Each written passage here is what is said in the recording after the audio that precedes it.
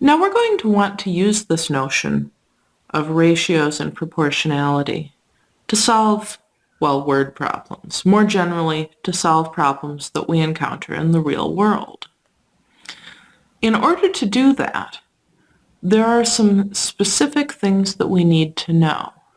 And the very first thing that we need to know is, why do we think the quantities are proportional? Why do we think that this notion even applies to our problem?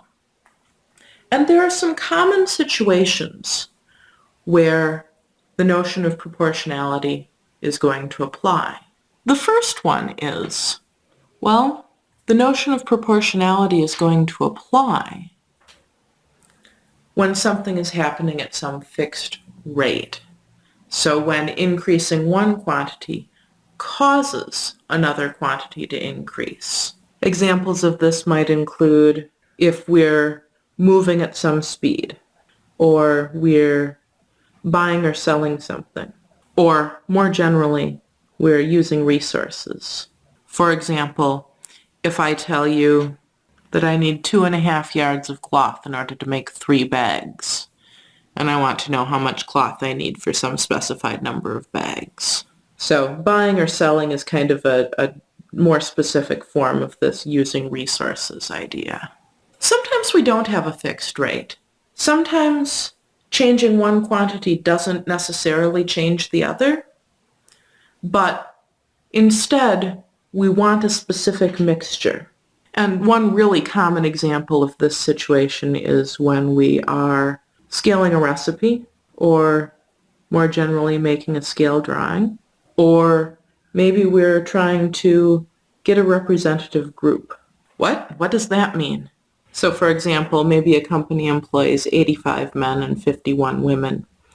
If there are 5 men on the hiring committee, how many women should there be to keep the ratio the same? Right, so we want the ratio in the whole group and the ratio in the smaller group to be the same. That doesn't happen automatically, but we want to keep the same mixture.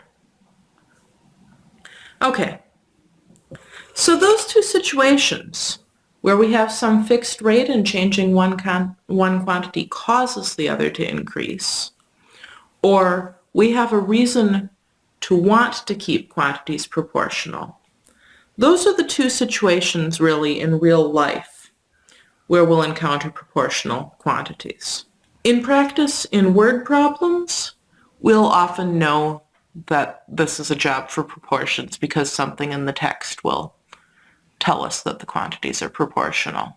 Very often in, for example, a science class, we will be told that 2 quantities are proportional and then expected to use that to solve problems going forward.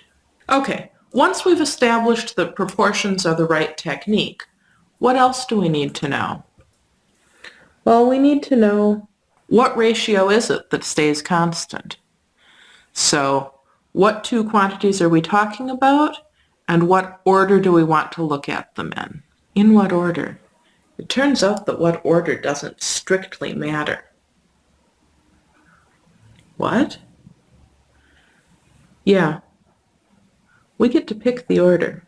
We have to use the same order throughout the problem.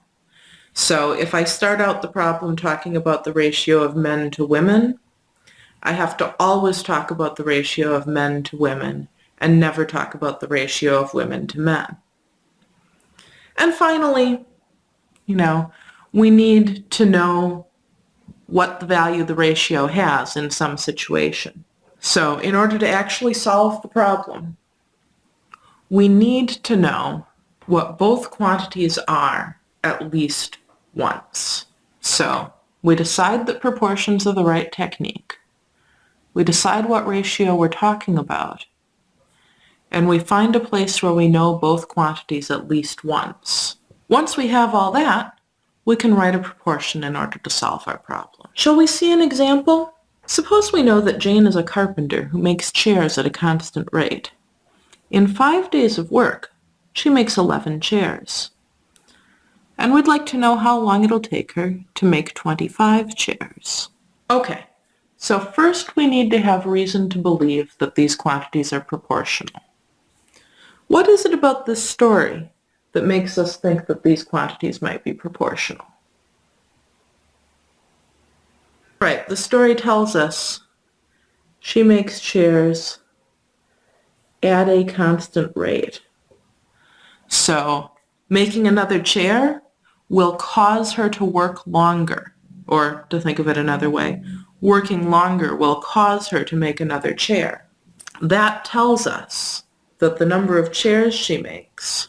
So that tells us that the number of chairs she makes is proportional to the amount of time that she works. We expect chairs to days worked to be constant. And notice we just picked an order. We've picked chairs to be the first quantity and days worked to be the second. It would not be wrong to pick the other way around, but now that we've picked, we're stuck with it. Do we know what the ratio is? Well, look at this first sentence. In 5 days of work, she makes 11 chairs. 11 chairs to 5 days worked.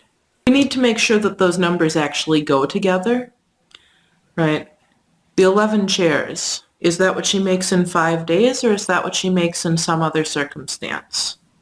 Okay, now we're ready to write a proportion to solve the problem. We have our constant ratio, 11 chairs over 5 days.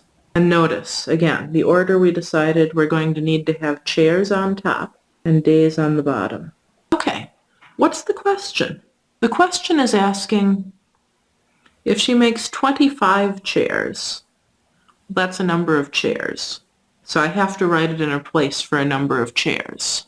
How long will it take her? Well, it'll take her some number of days. We don't know what number goes here. What should we do? Right, we have a sentence with an unknown number in it. We'll call it x. And since we know that this ratio is going to be constant, because the problem told us so, we expect these two to be equal. And now we've got a proportion. There's something I want you to notice in this proportion,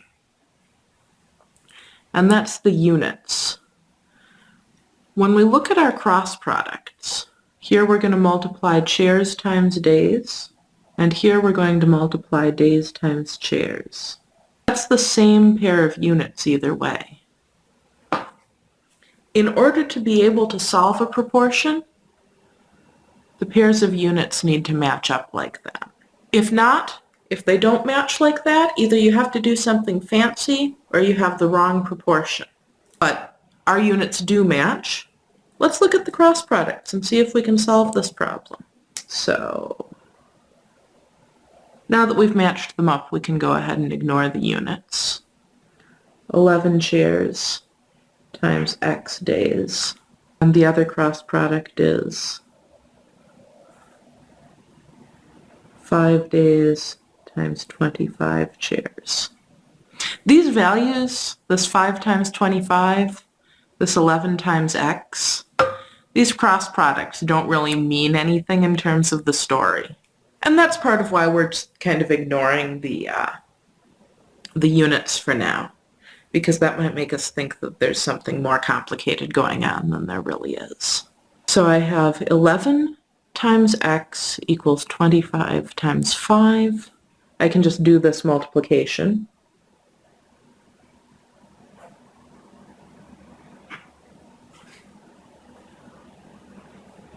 I get 11 times x is 125. And now again, x is the missing thing in a multiplication problem. How do we find it? We'll do division. Let's think about what form we should give our answer in. If I said, how long is it going to take you to make these chairs? And you told me 125 elevenths of a day. Would that answer be very satisfying? Would I know when to mark on my calendar that my chairs were going to show up? No, right? So just answering as 125 over 11, probably not going to cut it. This seems like a job for a mixed number. Let's do the division. 11 goes into 1. No. It goes into 12 once.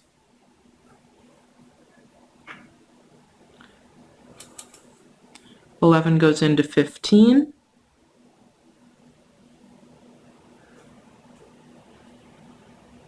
Four left over.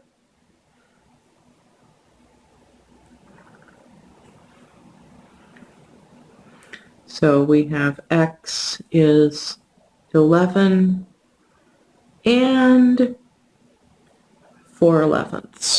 If I said, how long is it going to take you to make my chairs? And you said x equals 11 and 4/11. Would that be a really satisfying answer? No, the question was, how long will it take her to make 25 chairs? And the answer is, it takes 11 and 4/11 days.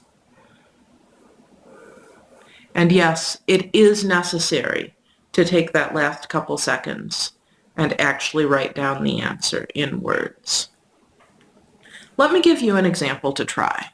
Suppose Brian is making goulash for a dinner party. For every 3 cups of stewed tomatoes, he'll use 10 ounces of ground meat. He bought an 18-ounce package of ground meat. How many cups of tomatoes should he use?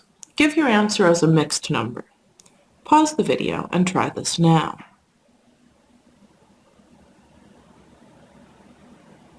So in a recipe, we typically want to be maintaining some mixture. So we expect the amount of tomatoes we use and the amount of ground meat we use to be proportional. So we do expect proportions to apply here.